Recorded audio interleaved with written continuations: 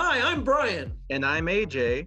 And we have a podcast called The Director's Wall, examining a filmmaker's career, film by film. First up was M. Night Shyamalan, then Francis Ford Coppola. Who's next?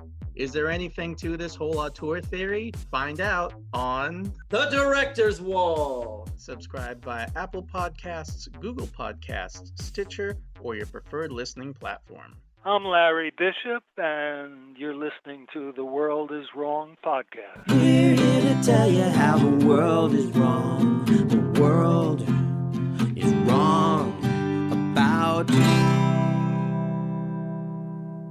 Top 5. Could you put some stank on it? Top 5, motherfucker. We're gonna skate to one song only. Welcome to The World is Wrong, an extremely positive podcast where we celebrate films the world is wrong about. I'm one of your hosts, and my name is Andras Jones. And I'm Bryan Connolly, the other host. And together, we're here to celebrate a film of your choosing, Bryan. What film is that? We're going to be doing the Chris Rock written and directed starring film Top 5. Top 5. Top 5.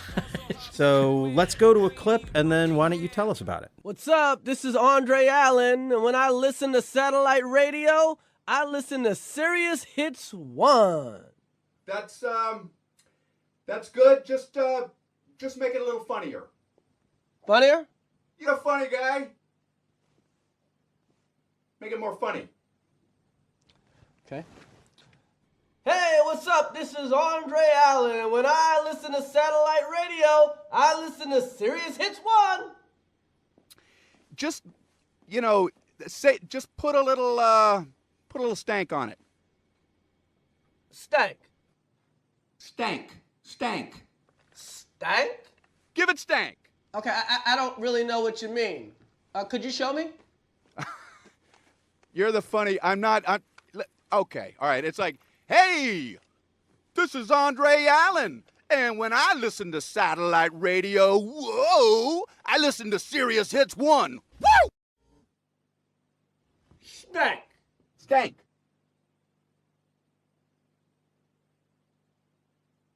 Nice and funny. Go. What's up, motherfuckers? This is motherfucking Andre Allen. And when I listen to satellite radio, or scratch my nuts, that is, I listen to Sirius motherfucking 101. Biatch. First take was good.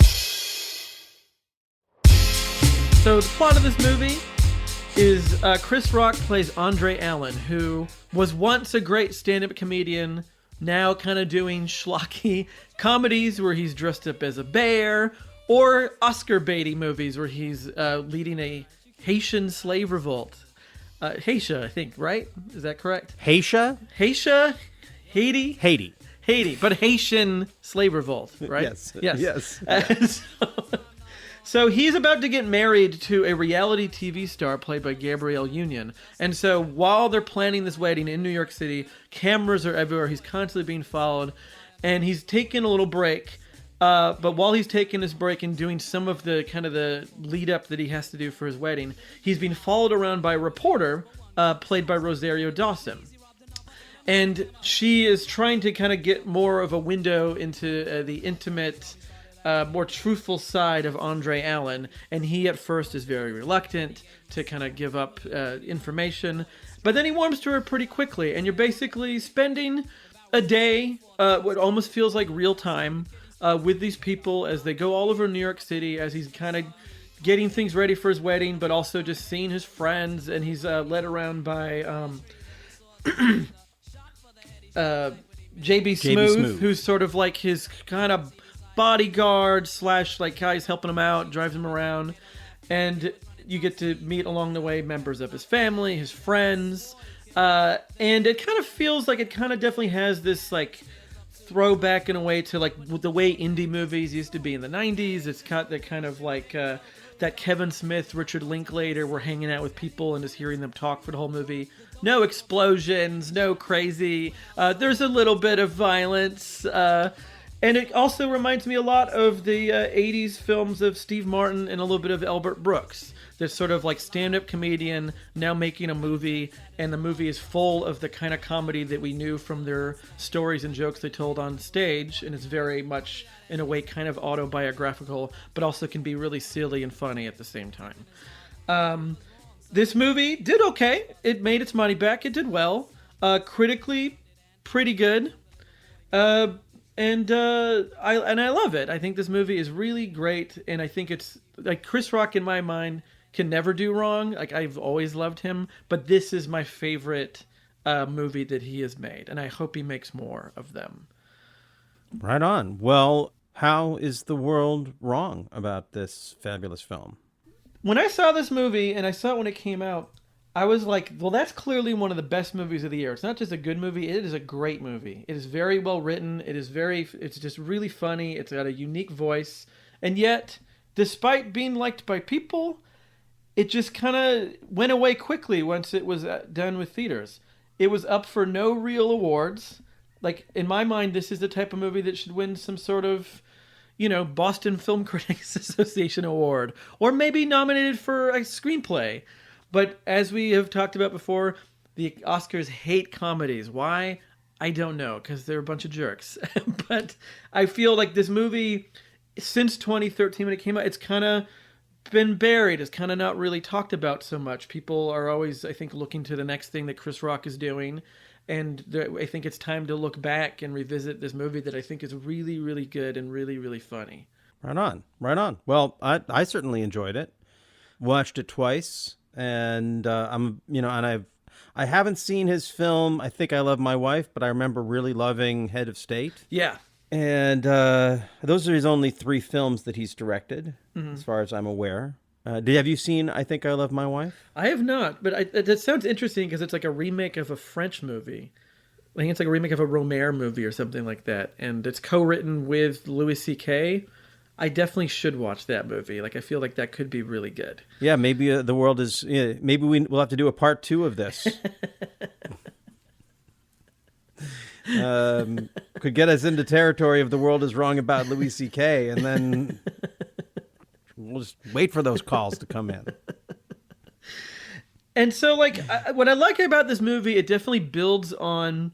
Like in the 90s, you had, like I mentioned Richard Linklater, you had his sort of before his sunrise, sunset movies, which was Julie Delpy and Ethan Hawke walking around Europe and just talking. Like there's no real plot. There's no big scenes. It's just sort of like, it's a hangout movie. I love hangout movies. And then she was inspired to direct her own two movies, 2 Days in Paris and 2 Days in New York. 2 Days in New York she did with Chris Rock. And both those movies are based on improv, and there's a lot of a lot of the scenes are based on improvisation.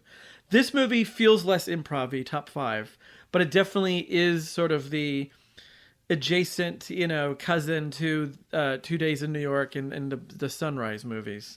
Like, did you feel that when you watched this? Like, this definitely is in that world of that kind of movie. Yeah, definitely. When I went back and watched 2 Days in New York, it struck me as that it's so, like Chris Rock is his voice is so unique, and he's one of those stars who, being in the film, unlike those Linklater films, even though you kind of get a sense of him, it's Ethan Hawke who's there talking. It's not Richard Linklater walking around talking with Julie Delpy. So to its credit, it sort of stands out as being a Chris Rock film more than being a film that is part of another lineage. Yeah. To me. Like when you initially suggested it to me, you said it was like a Woody Allen movie.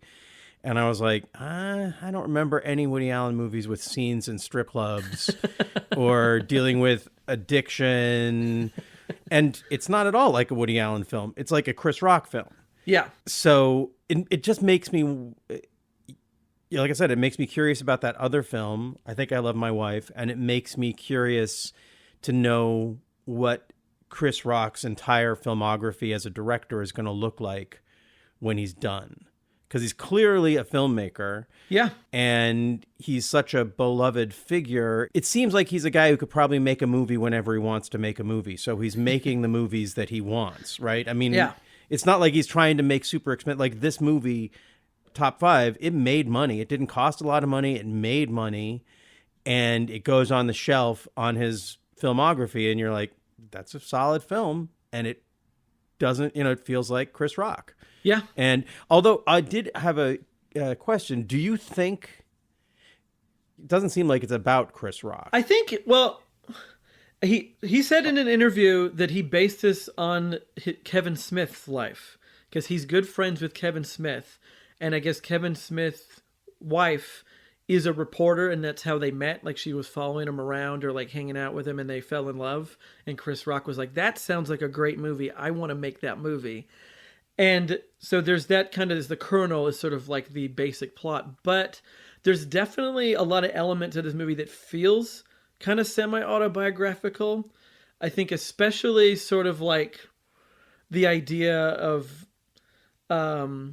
him being so famous and having all these people constantly wanting to, like that whole scene, my favorite whole segment of the movie, one of my favorite, is this flashback to Houston, where it's him going to Houston to do a job, and Cedric the entertainer brilliantly plays this guy who's just sort of like setting him up in Houston to give him all the cool shit, give him the ladies, give him the drugs, what do you want?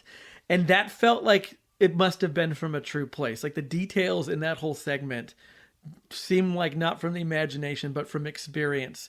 Because, I mean, Chris Rock's been famous for a very long time now and has, been always, like, he's really famous. And, like, I can see this happening to him, having this thing that seems like an awesome setup of promise of sex and drugs and a party and have it go horribly wrong, ending with him in the fetal position on a semen-covered bed, crying.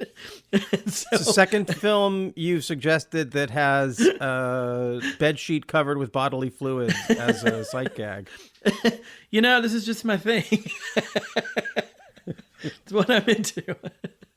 But that whole part feels like that could be a thing that he went through. And so I feel like it's not, like, I don't think he... all the other plot doesn't feel like him, but like the friends in this movie are his actual friends.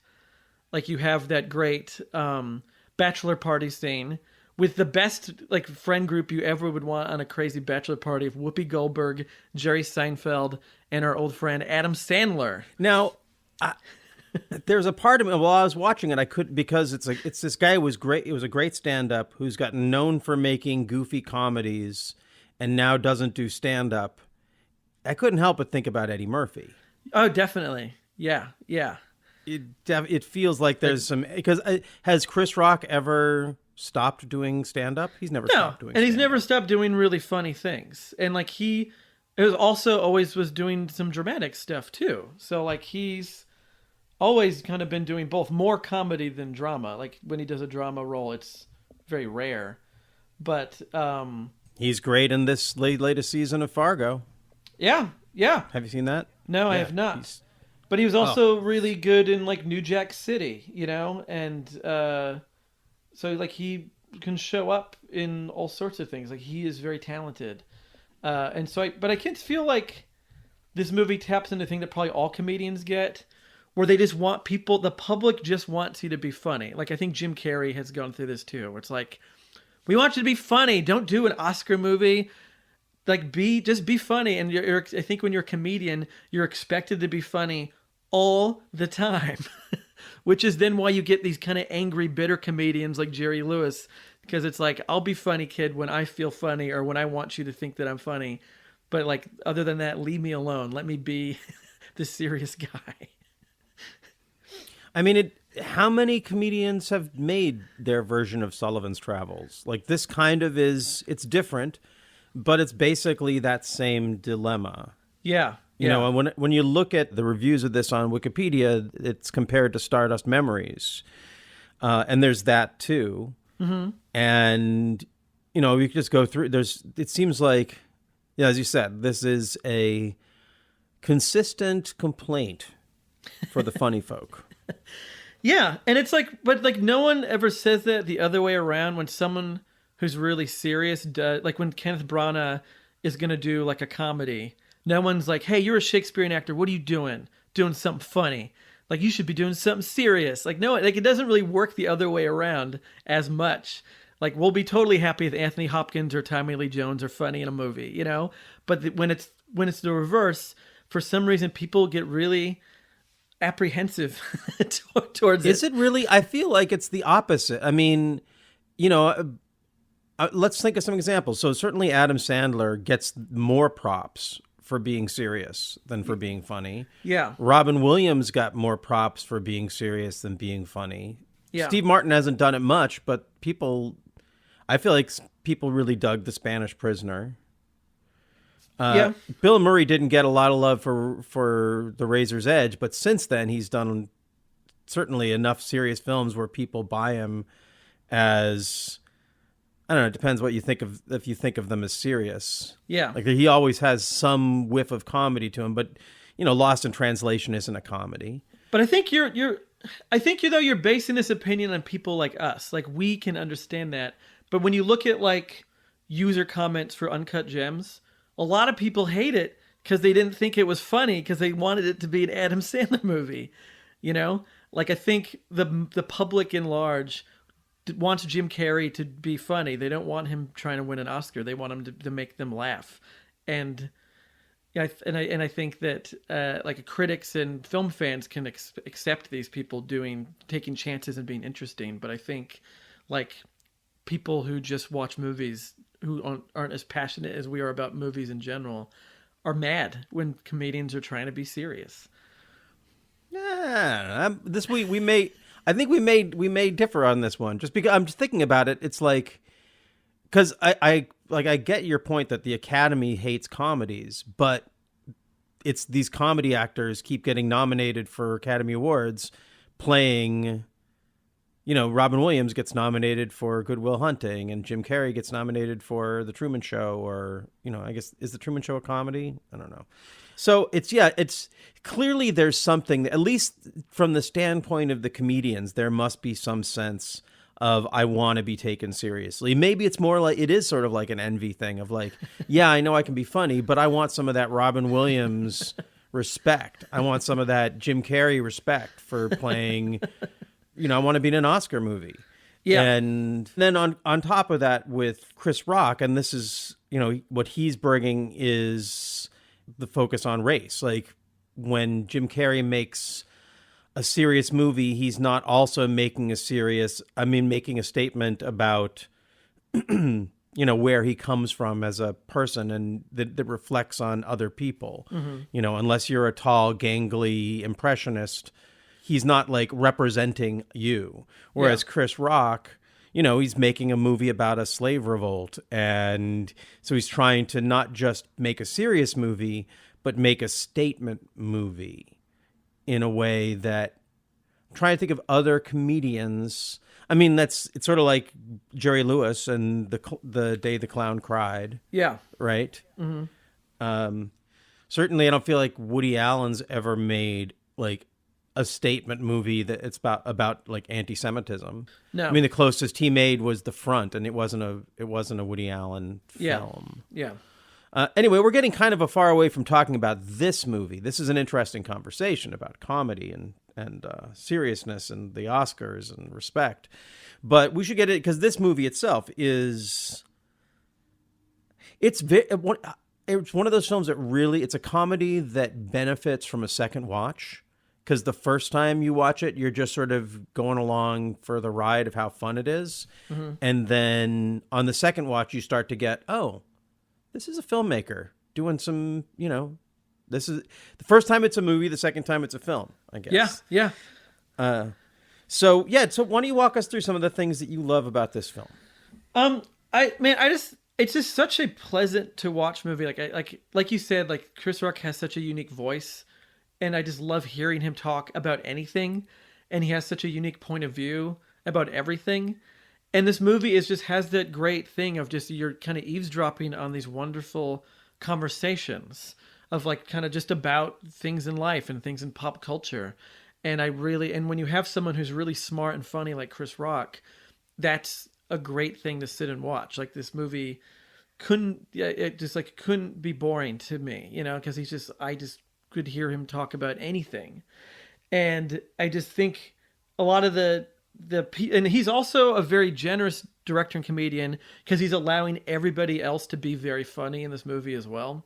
Like there's not the ego of I'm the funny one and you people just keep me funny.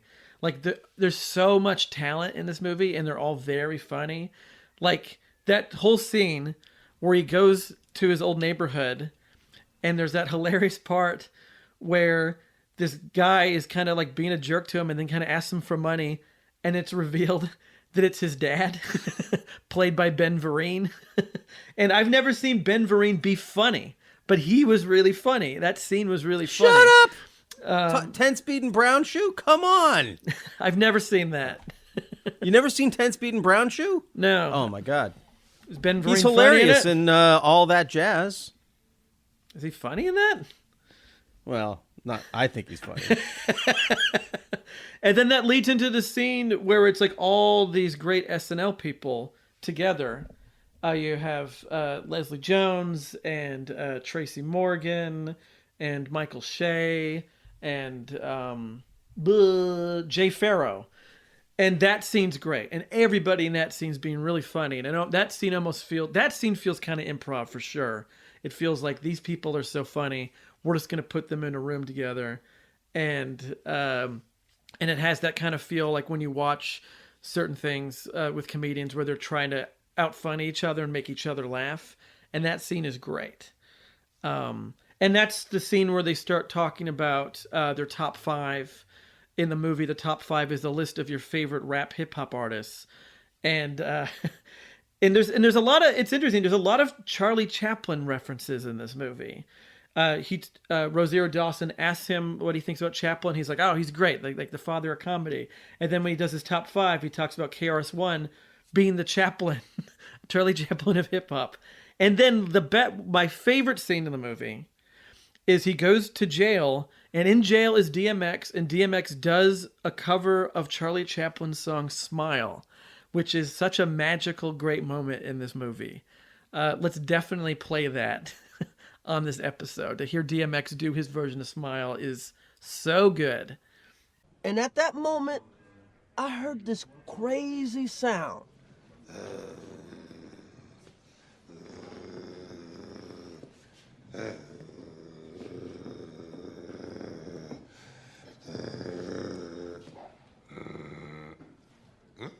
Wow, DMX.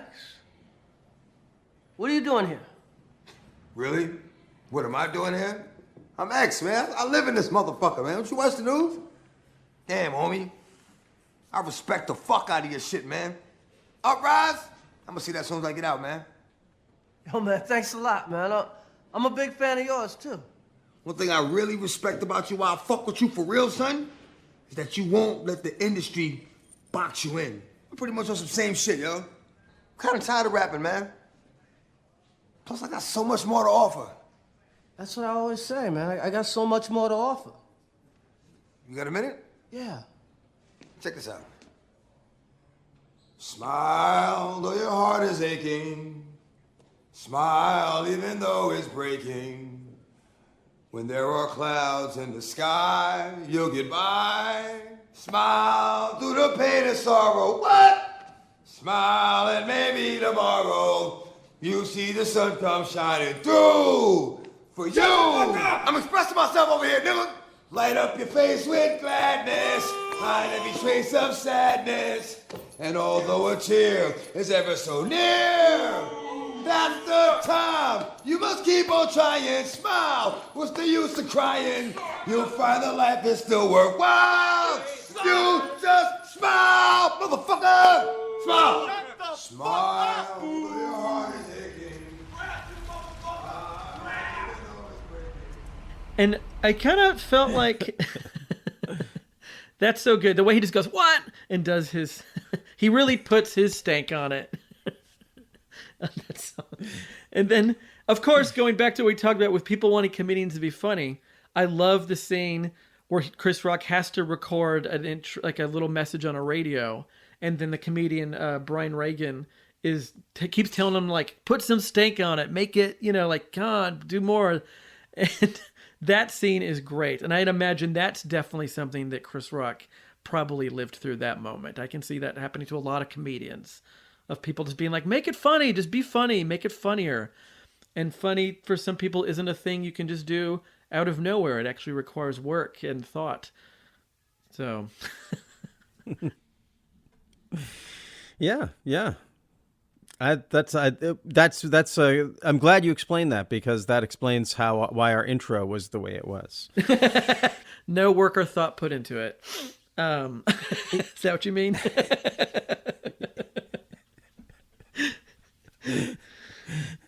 Put some stank on it. Yeah, so those are like my favorite. Those are my favorite scenes. But overall, I think the movie just kind of moves along very nicely, and I want Chris Rock to make more movies. I think he's like you said, he's a real filmmaker. This isn't just turn on a camera and be funny. Like, this is like an actual movie with a point of view. And it's weird that Chris Rock really hasn't been talked about as a filmmaker yet. Like, usually when actors turn directors, it's kind of a big deal for some people, or people are kind of like interested in looking at what's going on there. But I don't hear anyone talk about Chris Rock as a filmmaker. Yeah, that is. He's directed 3 movies. Yeah, he directed 3 movies, and he's still directing. He's directing. I see that he directed the pilot for Kenan, the new TV series. Yeah, it's one of those things where I think that it's basically wherever an artist like Chris Rock might seem to be slighted, there's sort of the obvious route to go, and it's like, well, is it because he's black that he doesn't get this respect as a director? And that's certainly possible. And at the same time, with someone like Chris Rock, you see, it feels like he's so well known and so well loved, and not like, he does not seem like one of those artists who's pigeonholed. Like I said, he just played a dramatic role at the center of the new season of Fargo. He seems like he's a guy who can pretty much do what he wants and go where he wants. So there's a part of me that wonders if he's happy enough just like sort of skating under the radar as a director and making, in a way, like it is in that sense, it's maybe like the Woody Allen model. Like, I'm going to make not very expensive movies filled with people I can trust and just build up what I do. And as long as I can do it and make it, I don't need my films to be a huge hit. And I don't need to be like, I don't want to go to the Oscars and be a part of that. I just want to, as a filmmaker, I just want to make my movies and have people get out of my way.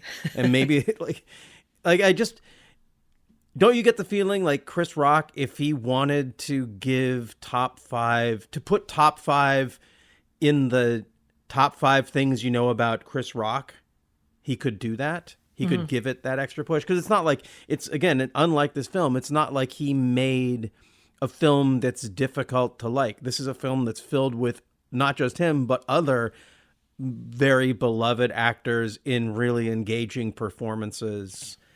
And I not to suggest that anyone works he's working against his success, but I wonder if there is just something about being enough of a celebrity and being famous enough that it's like another thing to get famous about, big deal, you know? As I feel like when George Clooney directs a movie, I always hear about it. I always hear oh, there's a new George Clooney movie. He directed it, whether he's in it or not. It's like a thing that people talk about or that I hear about. But Chris Rock has directed 3 movies. I didn't know he directed anything till I saw this. And even after Top 5, people weren't talking about Chris Rock. And I think he's going to probably keep doing things under the radar. And what we're going to have is in 10, 15, 20 years, this amazing kind of secret filmography of this great filmmaker that people aren't appreciating now, but maybe hopefully they will in the future when they look back at Chris Rock's career. They're like, oh, he directed a bunch of movies. Well, what's that all about? I just thought there was movies that he was starred in. And when you watch the movies again, a second time, like you said, you look at it not just as a movie starring Chris Rock, but now a movie that he directed, that he is behind this. Like, this is his story he's telling us. And that makes it even more interesting. And so I'm hoping that people will, maybe this episode will make people, if they saw this movie already, rewatch it in the mindset of like, he's the filmmaker behind this, not just the performer. Had you seen Head of State? Yeah, the movie's great.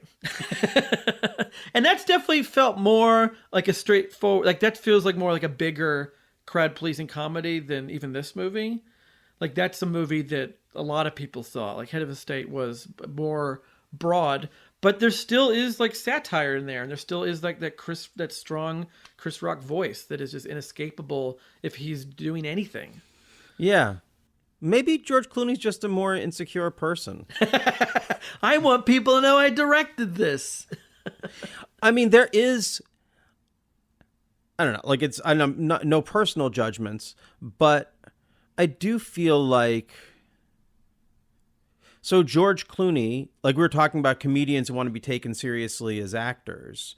There's this other thing of like, if you're a famous actor and you only act in other people's movies, you never get to make any statement whatsoever other than, you know, if you win an Oscar and then you make a statement and everyone gets mad at you. Yeah. And I guess you can, you know, you have a social media presence and you can be a person who tweets a lot. But artistically, it feels like Chris Rock can go out onto a stage and tell people what he thinks and people listen. Yeah. Whereas George Clooney doesn't. He has to make a movie in order to be heard and like as an artist. Yeah. So maybe there's that too. It's like without being a director, he has no voice. Whereas Chris Rock doesn't need directing to have a voice. He has a massive voice. Yeah, I mean, it's so funny. Yeah.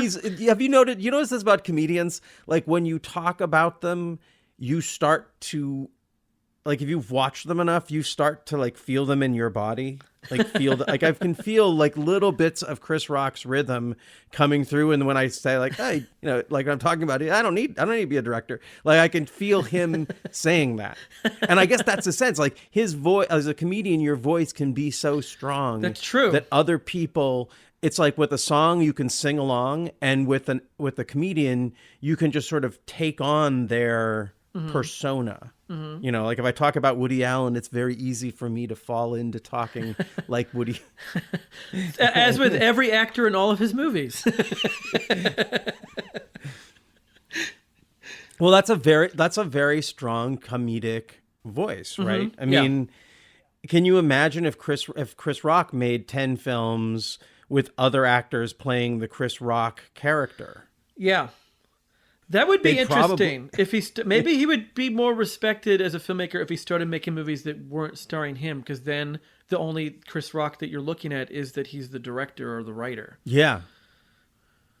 Yeah. Well, he's directing the pilot for Kenan, so. Yeah. And he is, I mean, we are saying he's not getting respect for this. He is being talked about for writing things. Like the upcoming Saw movie is based on some story he wrote. And I guess he's wrote a new screenplay that he says is his kind of weird version of Bad Lieutenant. Will that star him? I don't know. I'll watch the shit out of whatever that could be. So, like, that's... Which Bad Lieutenant? I don't know. I don't know if he means the Abel Ferrara one or the Herzog one or just in general. But, like, there was definitely some buzz about him kind of being the behind-the-scenes on Saw. But more like it was just that it was weird. It's like, isn't this weird that Chris Rock is working on a Saw movie as the writer or one of the writers? I'm trying to think of, like, I feel like, who is an actor who is a director who kind of has made things under the radar that are really good? That, like, people don't talk about them as a filmmaker, then you watch it and you're like, oh, these are really good. Because, like, Robert Redford gets heaps of praise when he directs a thing. You know, people talk about it. Like George Clooney does. Duvall? Yeah, Robert you know what? Duvall? You're totally right. It's Robert Duvall. Yes. Because he is a brilliant filmmaker. All of the movies he made, The Apostle, Assassination Tango, and Angelo, My Love, are all really good and very unique. And clearly, like the stuff that he like is doing is like, it's very much him, but it's also like not like any other movie that he would act in for somebody else. you're right. He is totally, Chris Rock is maybe like a Robert Duvall. I think a lot of people don't know that Robert Duvall directs movies. I'm glad I said Robert Duvall instead of Jon Favreau then. I think people know Jon Favreau as a filmmaker now, more so than even an actor. Like, definitely. Iron Man and all. But like Robert Duvall, and again, like these movies, Robert Duvall's in those movies, so you could just watch it once and be like, that was just a really good movie starring Robert Duvall. But then you're like, wait a minute, he is behind the scenes, like also like his voice is in more than just his performance. Chris Rock is Robert Duvall. I want Chris Rock to direct a movie starring Robert Duvall. That would be so good. Right? I would love to, like, Robert Duvall's pretty old now. I wonder if he could muster the energy to play a Chris Rock type character. Well, if the Bad Lieutenant movie stars Robert Duvall as an 80-year-old naughty police officer, I don't think you can be 80 and be a police officer, but why not? Why not? If it's Robert Duvall, I believe it. He's still tough. Do you feel like the film in Top 5 about the Haitian Revolution would have done better if Chris Rock's character had directed it, but cast someone else to play the main character of Duddy Bookman? That's it. You know what? I think it would. I think people would be more into that. What is it about, like, okay, we're spreading the prejudices around. What is it about the prejudice against actors, like the actor director thing? Because we've talked about Warren Beatty. Yeah. And it does seem like if you are a director and you are not in your films, I mean, Scorsese can kind of like, in Hitchcock can like put themselves in little ways. But if you're not the star of it, if you don't play the main role, then it seems like there's something about, like, you take it more seriously as a director where it just doesn't, like, if you are making if you make Reds, which is a really good film, it looks good, it's a well-directed film, and then you also play the lead role in it, seems like you should get more credit rather than less credit. But I think maybe it's not that people don't like comedies or comedians. People just don't like actors, except we love them. It's so crazy.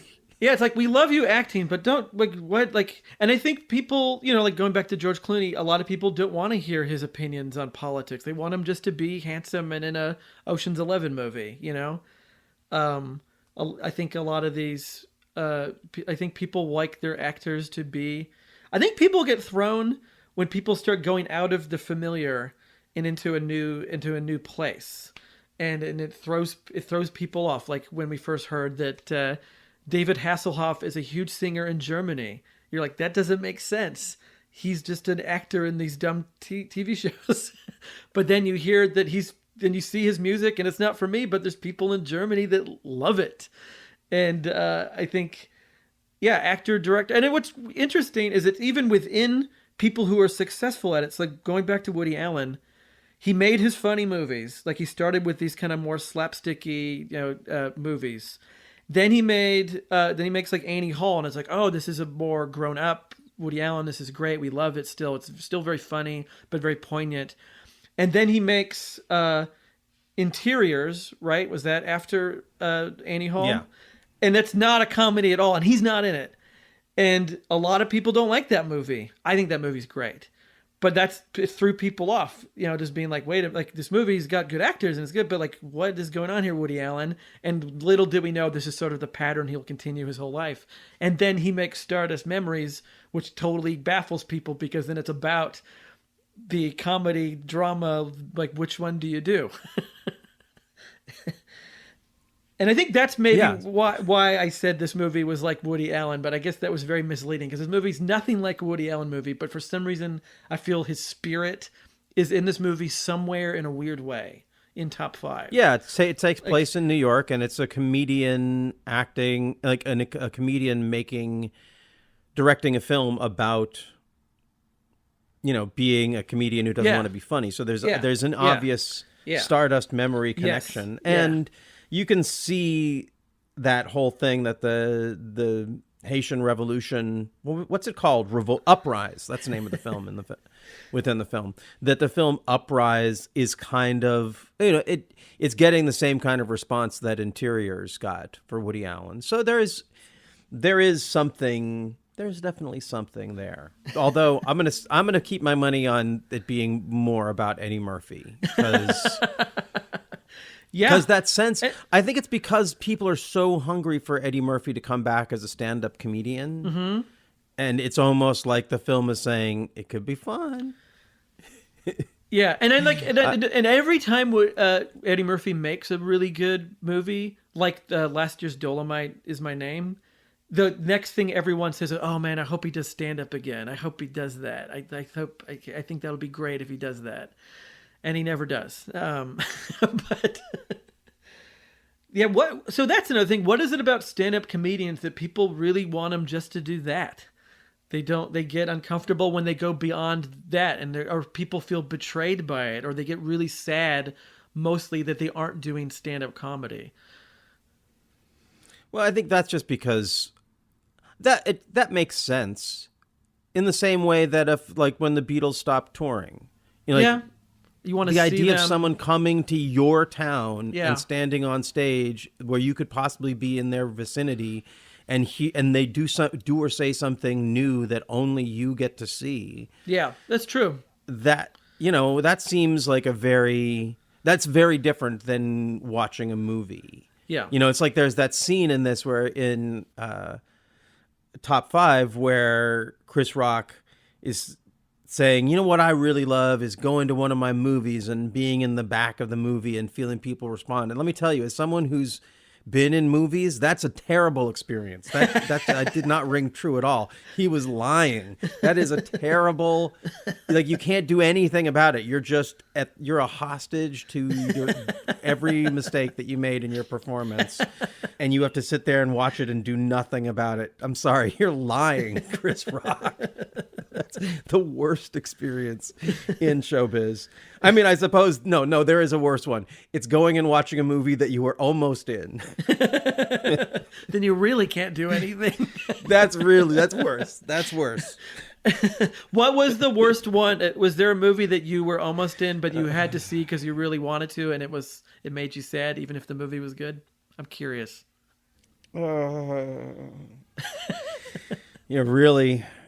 You're hurting my heart here.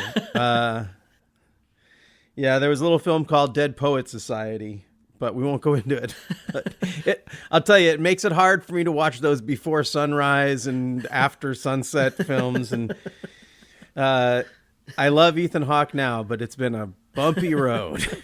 Have you seen all of Dead Poets Society? Have you actually watched it? Yeah. And it wasn't even his role, but there's just something. Anyway. Well, wait. What's one that you were glad that it didn't work out after you watched the movie? Oh, no. I mean, there's, the films I've been in. I'm not opposed to being in bad. I mean, I guess. But I was happy. Go. No. All right. No, I can't think if there's anyone. I've been up for some really dumb ones. I remember I was up for Pumpkinhead, but I'm not, and I don't regret not being in Pumpkinhead, but I would have loved to have been in Pumpkinhead. The movie's great. That's a great movie. It would be awesome. I have that would have been fantastic. So yeah, there's no movie like I wasn't up for the Twilight Zone movie. I'm trying to think of like movies where people died on the set. Like that's where you draw the line. But no, I mean, okay, that's interesting. Yeah. Anyway, let's go. Let's get it off of me. Let's go back to talking about this movie. I thought it was interesting because we just did a few weeks ago we did an episode about Tyler Perry and talked about Temptation: Confessions of a Marriage Counselor, and that was our last. Was that our last one? Yeah. And then you're right. And then in this movie, he goes to a theater, and they're showing Boo. And so, Boo, the Medea Halloween movie. Now, what's interesting, though, is this movie actually was made before that existed as a real movie. So when I first saw this, I just assumed that was just Boo, because there is a movie called Boo, Medea Halloween. but it was a joke in this movie. It was them making fun of Medea and saying, wouldn't it be funny if there's a movie called Boo? This is like a Chris Rock joke. And then Tyler Perry was like, you know what? I'm actually going to make that movie. And then a few years after Top 5, he made Boo a Medea Halloween. Is that the only time that's ever happened? Has there ever been another movie where there's a parody of a movie in the movie and then someone's like, you know what? Let's make that movie. And then it gets made? Well, you could do it. With what? Find some joke in Bowfinger. And someone actually makes Chubby Rain. Oh, that would be so good. That would be the next Eddie Murphy hit. Like just make Chubby Rain, and make it the same way where you don't tell the actor that they're in the movie. But has there been a movie like where there? I mean, I guess you can kind of count maybe like Machete was like a fake gag trailer in Grindhouse, and then Robert Rodriguez was like, you know what, I'm gonna make that into a feature. I'm gonna actually make that movie. That's the only other one I can think of. I mean, I guess you can count like there's SNL skits, like the fact that there's a MacGruber movie, which was like on the show was like a parody of MacGyver, and then they actually made the movie. That's definitely kind of, I guess. But no, I think you're onto something. I think it's a rarity, and I think if there's anyone out there who's a fan of the, listen to the show, and you're like, oh, you're missing this one. It's so obvious. But I think that get in touch with us. That just makes Tyler Perry even cooler. Like I already have convinced myself he's the coolest after we did our episode. But like the fact that he can watch this movie, Top 5, they're totally making fun of him. They're making fun of Medea, and he looks at that, and instead of being like upset or have his ego bruised, he's just like, I'm gonna make that movie and a sequel, and it's gonna make me a lot of money. Boo is gonna make more money than Top 5. And it did. So it's like in the end, Tyler Perry wins. Now let's talk a little bit about Rosario Dawson in this, because it's not really just a Chris Rock film. It's really a Chris Rock Rosario Dawson film. Yes. She's in the whole movie pretty much. Yeah. And she's pretty great. Oh gosh, yeah. And she really brings like a believability to the movie. Like Chris Rock, it's hard to kind of break out of his persona, but like Rosario Dawson, her character and the way he acts in this movie, it's very grounded. It kind of grounds the movie, I think, her in this. Like she is the humanity in it, and her performance is very real. It just feels like I totally buy it that she's this reporter hanging out with this guy, and she's really, really good. And then there's a lot of like kind of the back and forth they both have is really great, and it definitely kind of gets into that almost that screwball comedy thing of like they don't like each other really, or there's a little bit of apprehension, but then as they go through these ups and downs, they realize that they want to be together, and I really like that, and I think that they play together very well. I would love to see more movies with both of them in it, actually. So I think that they had actual chemistry in this film. There's a couple of interesting things about it. First of all, did you feel like, I'm going to get a little critical here, did you feel like there's this whole thing where she's dating a guy who is either closeted gay or bisexual? He likes ass play. Yeah. And he's punished for it. he's punished for it. And do you feel like there's something like the film like leans a little bit heavy on the homophobia there? Like Chris Rock kind of picks on her about it. Like she's like, because she's talking about how she dated 2 women, and he's like, so you can go all Katie Lang, but if he tries it once, it doesn't apply. And she's like, I know it's not fair, but those are the rules. I mean, like, I think it works for me in that because it's Anders Holm plays the boyfriend, and he's always really funny. And the way he does it doesn't feel necessarily...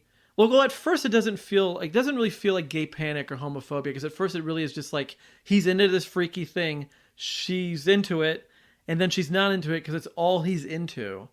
And I kind of saw it more as like when you're with someone and they're into this weird thing, and then that's kind of the only sex you have, and you want more than just the one weird fetish that you have.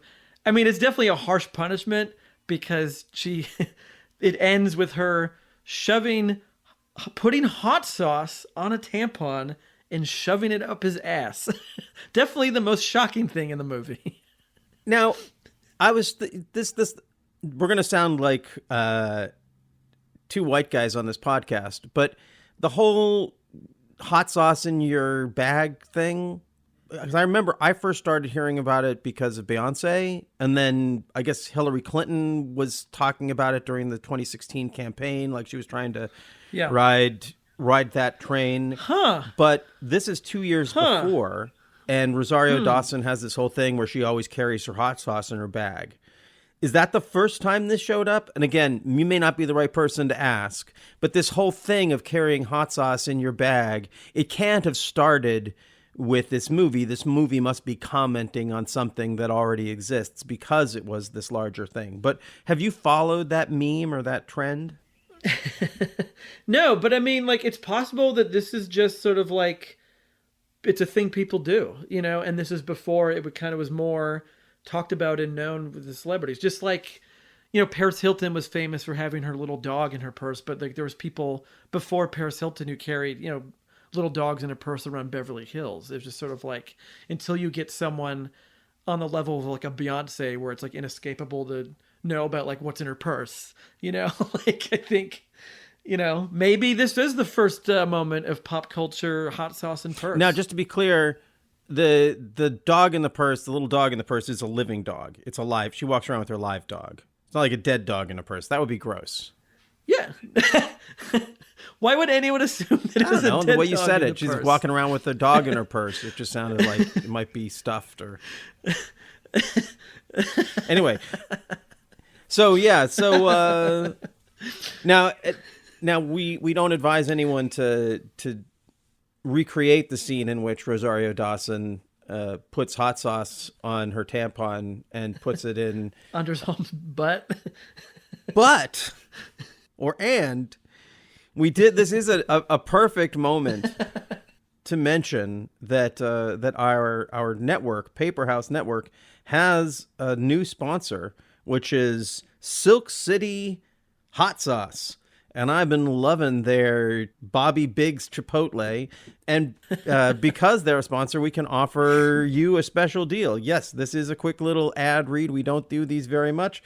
But when it connects so perfectly with the topic that we're covering, it's worth mentioning. So if you'd like to get 15% off your order of Silk City Hot Sauce and a free bottle of cherry sriracha, all you got to do is go to silkcityhotsauce.com, and when you place your order, use the keyword world for your 15% off. They also have hot pepper infused maple syrup that comes in 3 varieties. There's ghost maple, reaper maple, and habanero maple. So if it's not enough for your hot sauce to be hot, you want your maple syrup to be hot. It also probably applies better to your tampon. You might want to try that out. I want to see people start the trend of carrying hot maple syrup in their purse. Yeah, why not? I mean, people should just, honestly, just normal maple syrup. You go to get your breakfast and they have that crappy, sugary, just non-maple, maple flavored syrup. And you just haul out your jug of something straight out of a tree and just pour it all. Everyone's going to be jealous. They'll be reenacting the scene from When Harry Met Sally and saying, I'm having what she's having. We don't have to stop talking about top 5 here. I saw the opportunity to pitch the hot sauce and use Rosario Dawson as a without her consent as a pitch woman for this trend. No, that worked. It was great. It reminded me of like the old like Colgate comedy hours where they're like, and do you know that you can also smoke Lucky Strikes? I love Lucky Strikes. You know, let's I like that. I think that's how advertisement should be. It should be honest. It should be the people just stopping and turning to the camera or their microphone and is telling us the thing, as opposed to some commercial. Commercials. We don't do commercials. Wait a minute. We do play promos for our Paper House compatriots. That's okay. I'm okay with that. So any other performances in this film you want to give a shout out to before we move on? I mean, going back to it, I love that scene in the bachelor party. Like, it's rare to see Jerry Seinfeld in a movie ever. It's like, he's not in a lot of movies, and he's really funny. And just like seeing him like throwing, dollar bills on strippers. Never thought I'd see that in a movie. And did you see, and then Adam Sandler's in that scene, and he's good, and Whoopi Goldberg's great. Did you notice that good Adam Sandler jab in the wedding planning scene? When and they're when saying, Gabrielle like, they have, Union, Gabrielle Union's like has all the seats set up for the wedding, and they have like all the celebrities, and they kind of have cardboard cutouts of where people are sitting, and Adam Sandler's in like the first or second or first row, and she just grabs it and just moves it. I'm assuming to the far back because you don't want to see him on your reality show. See, even within the world of Top 5, the world is wrong and mean about Adam Sandler. Even his friend Chris Rock will make a joke about how people love to hate Adam Sandler. The scene where he pitches Chris Rock on getting a prenup is actually really... It was one of those scenes where the first time I watched it, it was kind of funny. And then the second time I watched it, it's like, this is just some really good, pure comedy. Yeah. Yeah. Like just the way that they go back and forth and the way he pitches it and then his reaction. It's like, if he was less ambitious in a weird, like as an actor and then as a producer, like I want to do my goofy comedies playing these wild characters, and then I want to do real movies where I play real serious guys. But if he ever just played like a movie like this, like Chris Rock, like where it's just like Adam Sandler being an Adam Sandler type guy and being funny, not necessarily funny people, I feel like there's this whole other part of his career that he never took advantage of, because that scene is like, I could just hang out for a movie with this guy, and I never see him in movies. Like when he's being funny, he's always doing like Jack and Jill, like doing a really like an out there character. I mean, and the closest I think would be maybe the Grown Ups movies, where he's sort of like, and that actually Grown Ups 2 is when Chris Rock wrote Top 5 in his trailer while making Grown Ups 2. But those movies like kind of have the feeling of like a bunch of friends hanging out, like, because it's Chris Rock and David Spade and Adam Sandler and Kevin James, and like that kind of gets there, but at the same time it still is played for this like bigger kind of Adam Sandler movie. It doesn't have the intimacy of that moment in Top 5. So he's never really done that in a movie. No, I want to see that. I want to see a Top 5-esque movie with Adam Sandler. He's not done a kind of hangout with Adam Sandler movie. Yeah. Cool. Well, what about this? We have Kevin Hart in the movie. We didn't mention that he's in it. There's a lot of cameos in this movie. We didn't mention that Doug Stanhope shows up in this film. Does he? Where's Doug Stanhope in this movie? He's one of the police officers. Oh, okay. I guess I don't know who Doug Stanhope looks like as a He kind of got, like, it's not much of a part. Also, another great comedian, Rick Shapiro, plays one of the biker guys in the AA meeting. And you don't really, again, he doesn't have much to do, but he's just sort of hanging out as the wallpaper, like the insider comedy coolness that's, on the periphery of this film. Well, let's go to a promo for one of our fellow Paper House podcasts, and then come back and let you know what we're going to be doing next week. Hi there. I'm Ankara Savone. And I'm Shauna Lane, and we're the Gone Girls. Come listen to our podcast, The Gone Girls, on the Paper House Network. We're two comedians based out of New York City, and we podcast bi-weekly or whenever we feel like it. Need to figure out life? Us too. And we do it by interviewing anyone. We dive in deep with comics, improvisers, club managers, doctors, waitstaff. mostly from the comfort of Shauna's Subaru. We are trying to figure out how to get through this thing called life with our senses of humor intact. Join the Gone Girls on the Paper House Network. All right, we're back. Before we move on, I got one more thing. I think it's like we have to do this. What is your top 5? Do you have a top 5? Did you think about it when you were watching the video? Like, who is your top 5? Okay. This question, which Bryan asked totally innocently, totally caught me off guard and messed with me for weeks, probably going on now months since we recorded this episode. And I don't have a top 5, but I have a list of 5 reasons why I don't have a top 5. Number 1, I feel embarrassed about my ignorance of hip-hop music in terms of being able to name the names and the dates and the singles and the albums the way I can about movies and some other music. 2, because I hate it when people talk about things I know well from a place of ignorance, even if it's well-meaning. To me, it's like fingers on a chalkboard.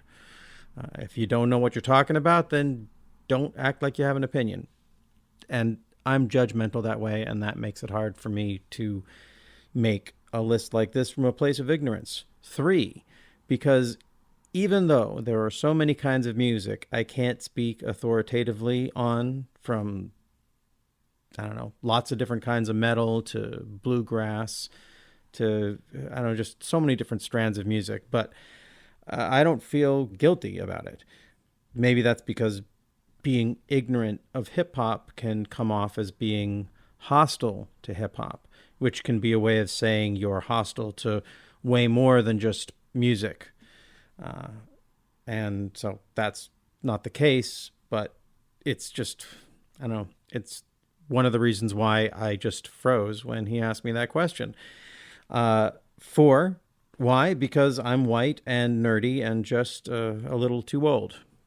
That's just the truth. And 5, because I guess I respect hip-hop so much that I haven't wanted to invade its space. And now that question made me realize that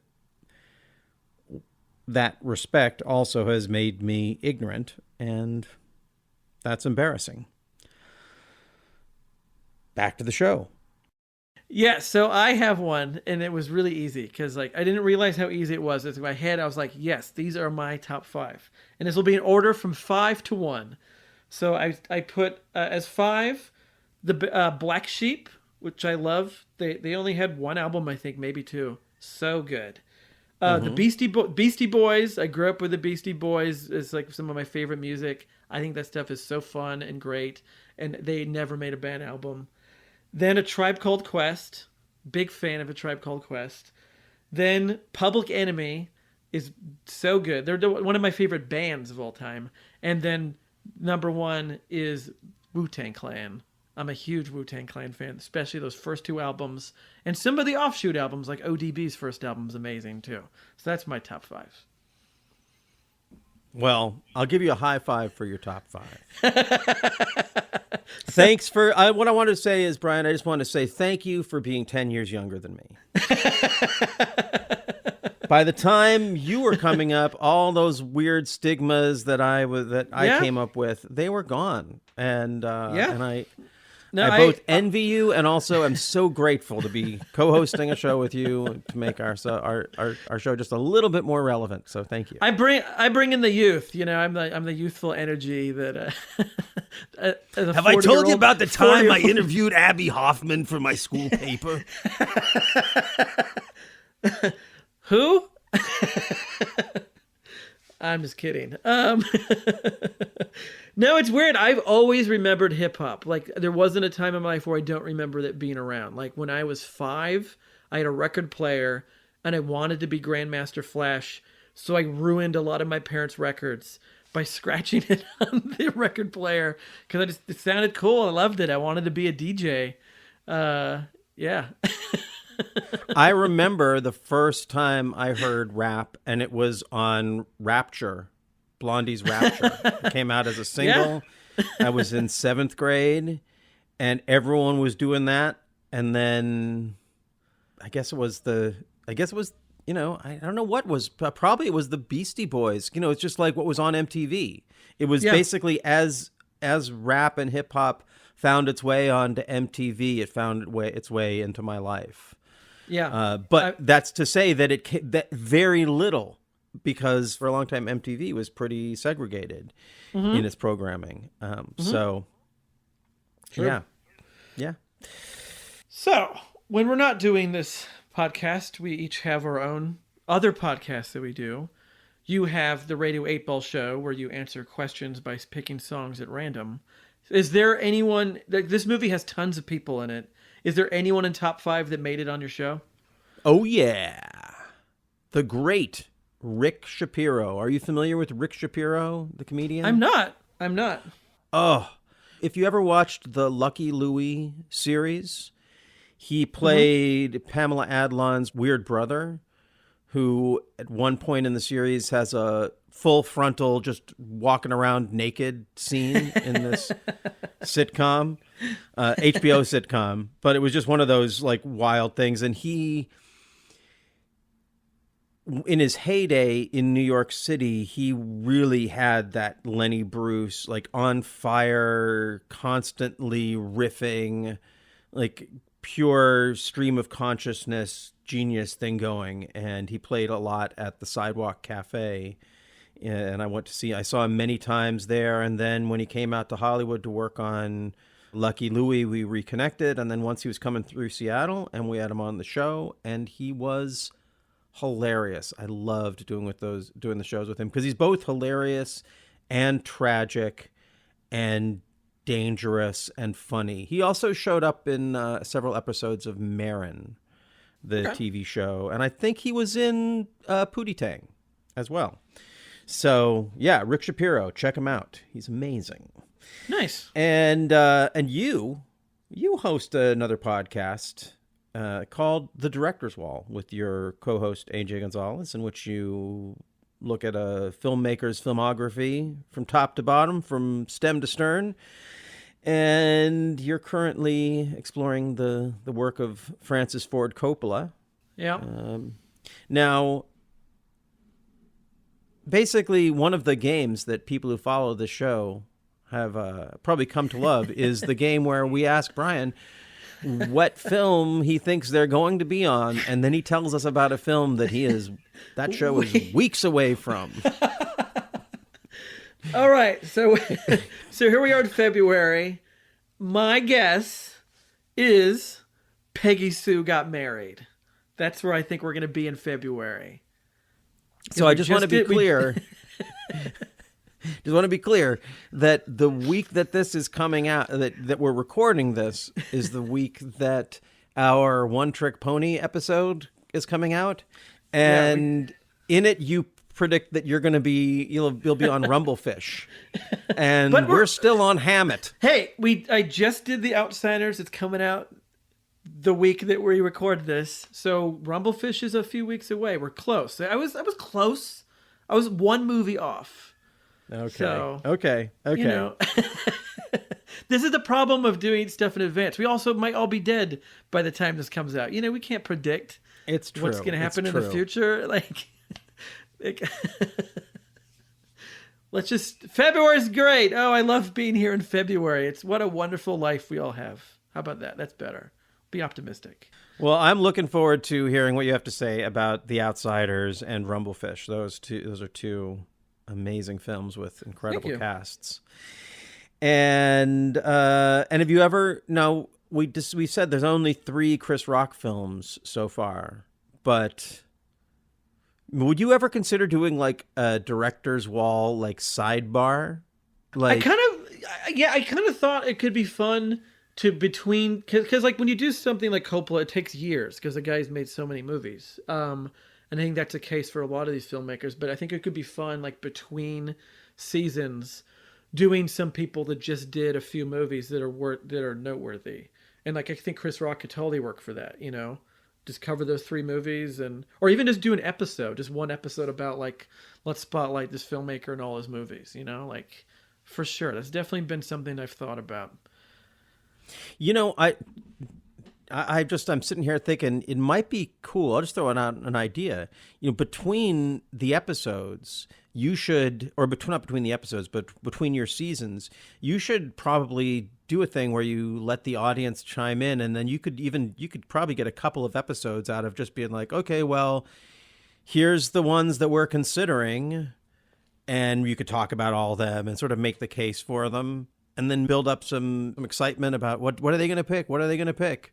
I like and then that. You pick the one, and then you can maybe do an episode about the runner-ups and sort of build that up. But you could get a few more. You could just get a few more directors into the conversation before you go deep diving into Hitchcock or something, and then you won't have another opportunity for 7 years.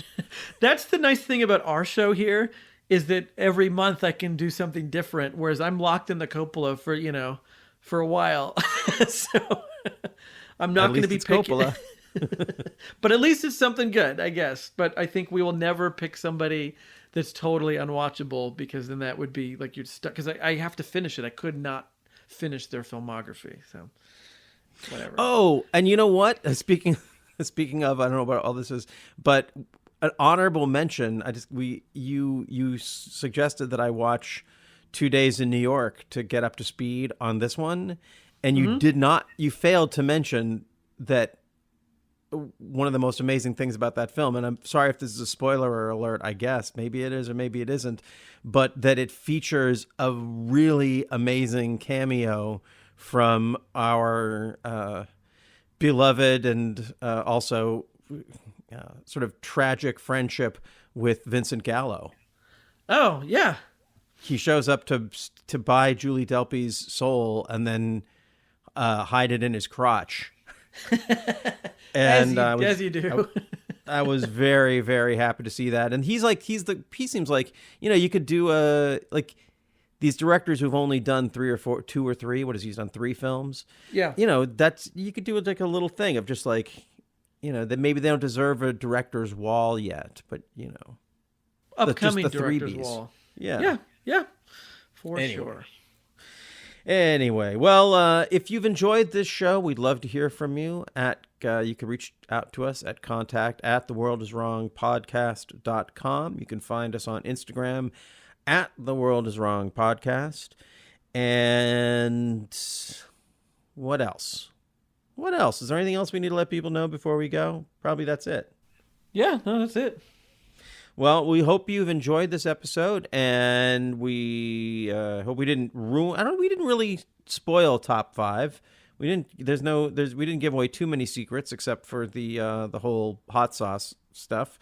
So we hope you, if you haven't checked out the film, I hope this will make you do so. And if you have checked it out, I hope you dug the show. And next week we'll be covering one of my choices, a film called Black Snake Moan. Ooh. Check it out. It's awesome. And until next week, just remember that wherever you are, the world is wrong. And it's probably wrong about you. She asks about you all the time. What'd she say? She said, how your big friend doing? My big... Is that what that bitch think about me? I'm big like that? For real? That's that Hollywood shit, Andre. That's that Hollywood shit. I'm just playing. I ain't got my invitation. Well, cause they figured we could, you know, Andre, the hotel you full of shit right now. And the airfare. Everybody's coming to the bachelor party, right? I want to. General Tao over here. I said no, cause he don't know how to come home and shit, making it rain. We need our fucking ones. Put that down and have a fucking seat. I mean, come on. There's gonna be a TV crew there. Erica picked out everything. They even giving out gift bags. Gift bags? Nigga, kill yourself. Come on, man. What's wrong with a gift bag? They got lots of cool shit in there. This nigga in gift bag. He's a corny ass nigga. All right. I got another $5,000. What you got? Oh, all right. Can I get one of them gift bags?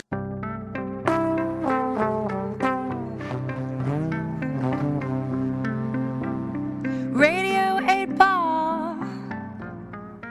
Andras here. When I'm not co-hosting The World is Wrong podcast, I'm hosting and producing the Radio 8 Ball podcast, where we answer questions by picking songs at random, like picking musical tarot cards.